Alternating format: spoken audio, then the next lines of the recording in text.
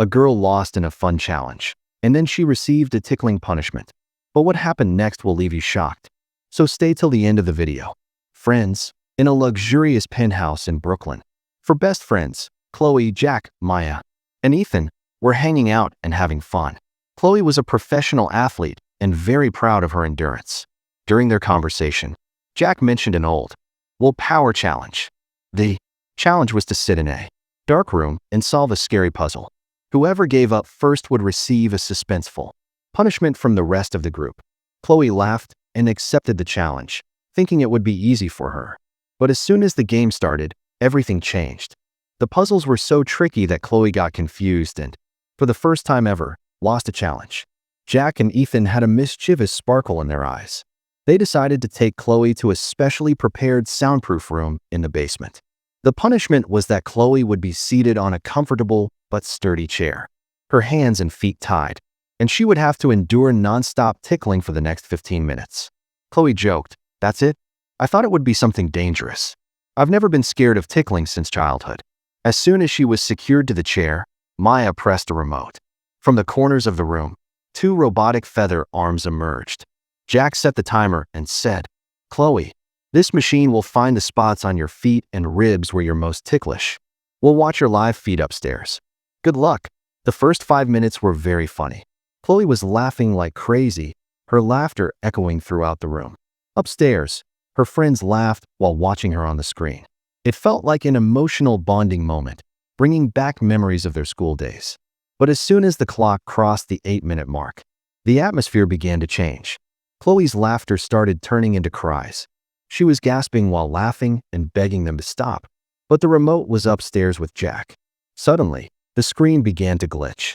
Jack tried pressing the remote to stop the machine, but it didn't stop. Instead, it sped up. Panicking, Maya said, "Jack, this isn't funny. She's having trouble breathing. Turn it off." Jack frantically pressed buttons, but the remote had stopped working. They all ran toward the basement. When they tried to open the door, it was locked from the outside. From inside, they could hear Chloe's laughter and sobbing, which now sounded frightening. Just then, Ethan's phone received a message. It was from Chloe's number, even though Chloe was tied inside. The message read, "Did you really think that's Chloe on the chair? Turn around." The ground seemed to slip beneath their feet. When they turned, Chloe was standing in the dark hallway, holding another remote, with a strange glow in her eyes. Calmly, Chloe said, "You thought you could beat me? This entire challenge, the loss, and that machine. It was all my plan. The one on the chair is an advanced silicone dummy I created to promote my company.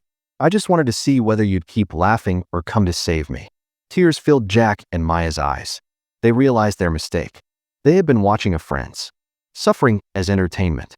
Chloe hugged them and said, "Jokes are fine in friendship, but never make a spectacle out of someone's helplessness." Suddenly, the machine that had been tickling the dummy started speeding up on its own, and the penthouse lights turned red. A heavy mechanical voice echoed, "The challenge isn't over. Chloe, the real game begins now." Chloe's face turned pale. She looked at the remote. It had broken in her hand. So who was controlling the machine? Under the red lights, fear spread across all 4 faces. Chloe's hand trembled because she knew the machine she designed had no auto-run program. Suddenly, a deep digital voice echoed from the speakers. "Chloe, Jack, Maya, and Ethan, you think friendship is just about laughing together? Today you'll prove what you can sacrifice for each other." The heavy steel basement door opened automatically. Inside, the machine spun in the air, waiting. A timer appeared on the screen, 10 o'clock minutes. The voice continued, "There's only one way out.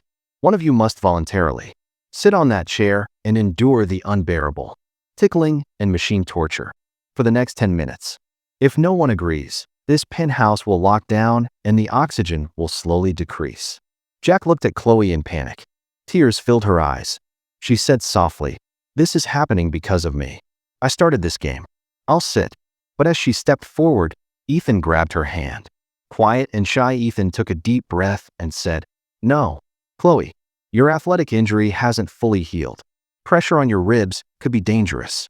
I'll sit." Ethan slowly walked to the chair. As soon as he sat, the mechanical arms wrapped around him at lightning speed, locking his hands and feet. "Chloe, Jack, and Maya watched from behind the glass wall. The machine started. For the first 2 minutes, Ethan only smiled. But then the machine changed strategy, targeting his most sensitive spots, his soles, behind his knees, and his neck, all at once. His laughter turned into a strange sound between laughter and sobbing.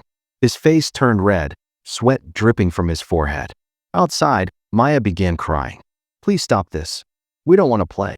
Only 2 minutes remained. Ethan's condition worsened. Suddenly, Jack noticed a small QR code on the wall. He scanned it with his phone. A photo appeared, an old high school friend, Liam, whom they had humiliated 5 years ago after he lost a fun challenge. He never forgot the insult. Jack shouted, "It's Liam. He's taking revenge." The voice changed. Now Liam's real voice echoed. "Good guess. Jack, you made me laugh for hours when I wanted to cry. Today, Ethan's laughter is soothing to me." With 10 seconds left, Chloe saw a main power cable under the machine. Without thinking, she grabbed a heavy decorative statue and smashed it onto the cable. A loud blast, sparks flew, and the machine shut down. Ethan's restraints opened, and he collapsed, exhausted but alive. The lights turned white again. Liam's system crashed.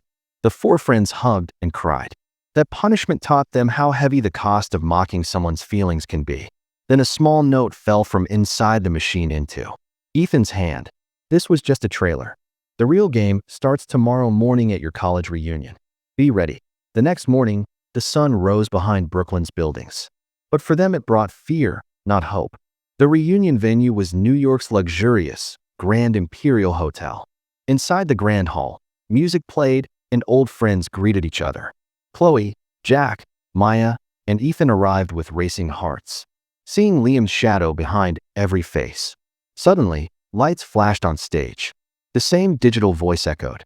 The curtains opened, revealing a giant high-tech screen. Liam's face appeared, smiling, but without the old innocence, only cold resentment. "Welcome, friends," Liam said. 5 years ago, you defeated me in a fun challenge and tickled me on the street, while the world laughed. Today I'm giving you a chance to show how real your friendship is." The hall doors locked automatically. Panic spread, but Liam said calmly, "Relax. Everyone else is just the audience. The punishment is only for my 4 special guests." The floor opened, and a transparent glass box rose. Liam ordered them inside. As soon as they entered, the box sealed. "A special euphoria gas will slowly fill this box," Liam announced. "It will make you laugh uncontrollably. But the twist, it will only unlock when one of you confesses your deepest secret." The gas began. Within 2 minutes, Chloe and Jack laughed uncontrollably, collapsing on the floor. It wasn't joy. It was a mix of physical stimulation and mental pressure. Ethan struggled to hold his breath. Maya screamed, "Liam, stop. We're sorry. Sorry isn't enough." "Tell the truth," Liam replied coldly. Jack, turning blue from laughing, said, "Wait. I'll tell. 5 years ago, Liam didn't lose. I spiked his drink so he couldn't solve the puzzles. I wanted to humiliate him because he was better than me in studies." The hall fell silent. The gas stopped. The box opened. Liam went quiet, tears in his eyes. "I knew, Jack. I just wanted to hear you admit it." Suddenly, hotel staff and police entered. But Liam wasn't there. He was controlling everything remotely. One final message appeared. "You set me free today, Jack. But remember, true friendship can't stand on lies. Goodbye." The 4 friends walked out physically safe, but mentally changed. That fun punishment taught them the biggest lesson of their lives. Laughter is only fun until it becomes someone's tears. And with that, our story ends here. If you liked the video, please like and subscribe to the channel.